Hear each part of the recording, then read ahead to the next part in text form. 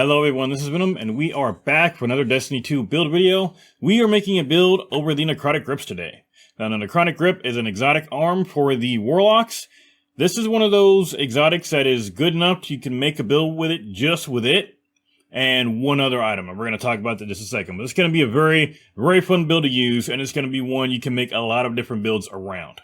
Now, before we start off, I want to correct some things, because when you actually go into the exotic, it doesn't really tell you what it does very well. If you just hover over it, it says its ability, melees cause damage over time. When you actually go into it, it just says damaging combatants poisons them. This is a melee-based exotic, so it says melee when you're outside, but when you actually go into it, it says damaging. You can't just damage them, you have to melee them. Now, it does not have to be a powered melee, but melee is what triggers this most of the time. There is a hidden interaction that we're going to be building around, but by itself, you have to melee an opponent. Now, the basic effect is damaging combatants poisons them, dealing increasing damage over time. Defeating a poisoned combatant spreads the condition, provides a moderate benefit to the airborne effectiveness stat of all weapons of sorrow. Again, it says damaging when you're reading this. It's actually whenever you melee. And again, that is whenever you do a powered melee or when you do an unpowered melee. So just meleeing this regular punch is going to poison enemies. I'm going to demonstrate that here in just a second. Now, first up, we're going to demonstrate. I'm going to try to take out this wizard. You can see damaging it is not actually doing anything. See, I'm damaging other enemies with a regular weapon. It's not doing anything at all. It's not poisoning anything. However, if I go up to and punch an enemy, boom, he's poisoned. He's taking more damage. He did a burst of damage afterwards. He spread it, and you can see it actually poisoned enemies. I'll do it again. Punch these guys. Poison starts spreading. And one punch is taking out this entire group coming at me. There he goes down again. Just barely missed poison spread on that one. We'll melee him. Again, these are all unpowered melees too. You see I'm just doing regular punches on these guys, and they're getting poisoned. Now, it works with power melees as well. I'm going to go ahead and power melee this guy. I killed him, but it also put out that burst of poison as well. Now, as you can see, it only worked on melee damage. Just shooting them with my heavy machine gun did not proc the exotic. However, meleeing or powered meleeing did work. Now, that's how it's going to work with most damage, save for two exceptions. This actually works with the Osteostriker submachine gun and with the Thorn hand cannon. Getting kills with either one of these two weapons will proc this exotic. Let me go ahead and demonstrate to you. Alright, so here we are in a lost sector. I will demonstrate. We've got the Thorn equipped right now. I'm going to take out one of the hobgoblins. Bam, you saw that poisoned the hobgoblins next to it. They burst with more poison damage afterwards. I'll try again here. Boom, more poison. Now we're going to swap to the Osteostriga, and I will demonstrate the exact same thing. Now we have the Osteostriga equipped, and I will show you can do the exact same thing with it equipped. So we'll go ahead and take out the first hobgoblin, and bam, you can already see poison spreading quite quickly. As long as the enemies are close by, and they will also get poisoned. You can see these guys are all getting poisoned. See, he's still poisoned even though he put his shield up. Let's try another group here. You can see all of them getting poisoned. So this exotic actually works off of these two exotic weapons, the Osteostriga and the Thorn. So keep that in mind as we go through the build.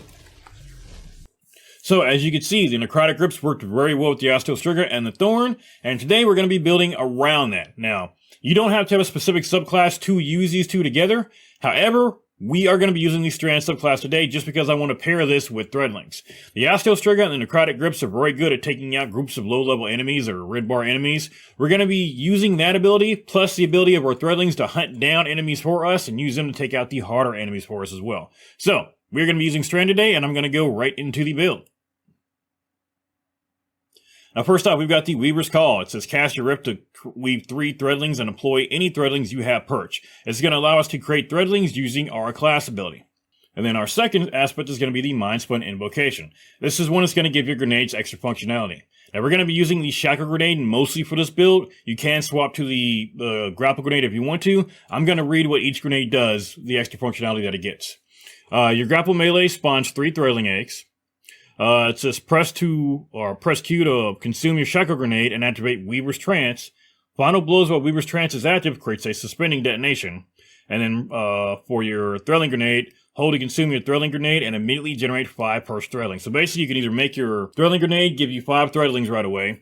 you can use your grapple grenade to make 3 threadling eggs, or, what we're going to be doing, you're going to consume your grapple grenade, and then your final blows will create suspending bursts around whatever it is you're killing. So we're basically going to take that chakra grenade and turn our weapon into a chakra grenade. Now, like I said, we're going to be using the chakra grenade. We've got the arcane needle, of course, the only melee we have. It says sling a woven needle that will embed in your target, unraveling them. Activate your melee ability again to chain up to 2 additional attacks. You basically get 3 charges of this, and it unravels enemies when you hit it. So it's basically a triple charge melee attack. It's fairly good and will work perfect with our Necrotic Grips. Whatever you want your jump to be, I've got on Burst Cloud right now. And of course, for the Rift, we're going to have on Healing Rift. I do not like having on Empowering Rift. I personally like to have on Healing Rift, so we've got that oh shit button to heal ourselves. So that's why I typically have on Healing Rift instead of Empowering Rift. First off, for fragments, we're going to have on the Thread of Generation.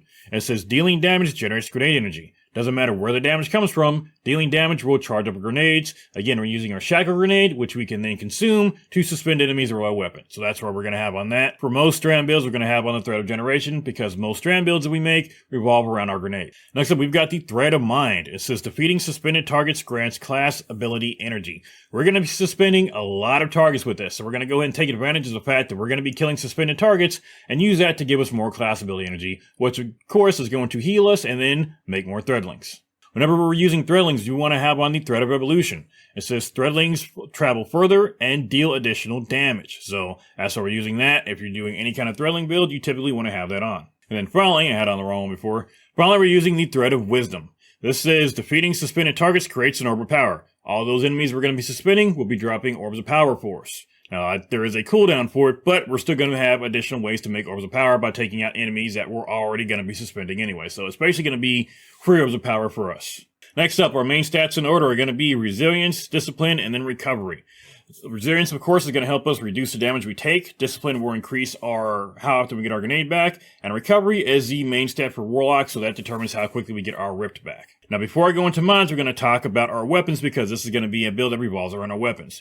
You're going to decide if you're going to be taking on the Osteostrega or the Thorn. It doesn't really matter which one you're taking. They're both going to function pretty much the same, and they are both primary weapons with about the same range. So really, it's your preference. I personally like using the Osteostrega versus a Thorn. I've never been a big Thorn fan, but that's because I also don't PvP a lot. A lot of people are going to want to use a Thorn instead of that because it's such a classic weapon, but it is completely up to you which one you take. They're both going to serve basically the same function at the same range. So you want to make sure you have on weapons that can complement the fact that your main weapon is going to be, short to mid-range.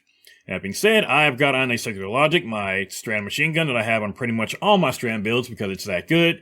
Now for my secondary, I'm currently using my Undeaded Kindness, but you can use whatever you want to. Mine has permeability on it, so this will actually turn into a strand weapon. So if you actually wanted to take off, say, Thread of Wisdom and put on something that worked with strand weapons, for example, let's say the Thread of Propagation, powered melee final blows grant your strand weapons unraveling rounds. If you wanted to use something like that, you could, and Undeaded Kindness would work with that, or any other weapon with permeability, or just a heavy weapon that is an actual strand of weapons. The big one is make sure whatever is in your heavy slot has got some good range on it, a machine gun, a rocket launcher, something to make up for the fact your primary is going to have such a short range. Alright, next up for the mods, there's not going to be much unusual here. For the helmet, we're going to have on a copy of Heavy Ammo Finder and a copy of Scout.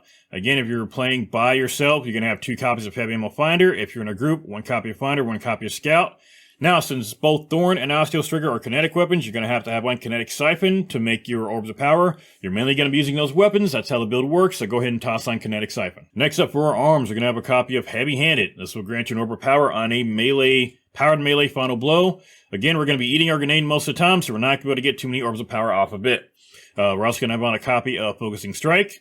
Grants class ability energy when you cause damage with a powered melee attack. And then Impact Induction, causing damage with a powered melee attack reduces your grenade cooldown. Basically, your melee attacks, the powered ones that you have 3 charges for, are going to power up not only your class ability, but your grenade as well.